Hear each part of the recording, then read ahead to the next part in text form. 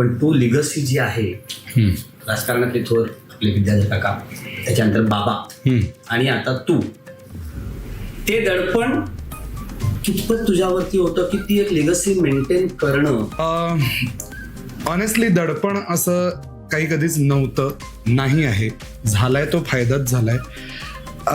आणि दडपण नव्हतं ह्याचं श्रेय माझ्या आईवडिलांना, बाकी माझ्या घरच्यांनाच. कारण मुळात दडपण कोणाला तरी येण्यासाठी सुद्धा तो देणाऱ्याचा स्वभाव लागतो, पण तोच नसल्यामुळे तशी कधी वेळ आली नाही. कारण तितका फ्री हँड कायम होता.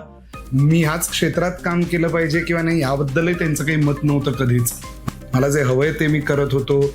आज अभ्यास तर मग CA, तर मग तिची एंट्रन्स देऊया, मग उद्या क्रिकेटच वाटतं तर क्रिकेटही परस्यू केलं. सो मी रुपारेलच्या लास्ट इयरला एकांकिका सुरू केली करायला. हो का? हो, त्याच्या आधी मी काहीही केलेलं नाही. हो, कारण त्याच्या आधी मी डायरेक्ट म्हणजे 7वी 8वीत असताना वगैरे असे सिरियल मधला एखादा एपिसोडसाठी मना घडवी संस्कार वगैरे होतं, त्याच्यात काम केलेलं.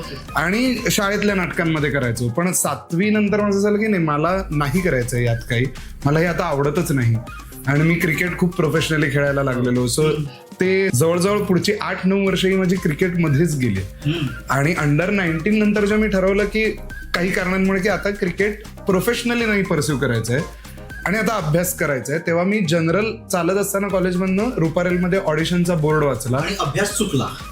अभ्यास चुकलेलाच होता माझा कधीपासून.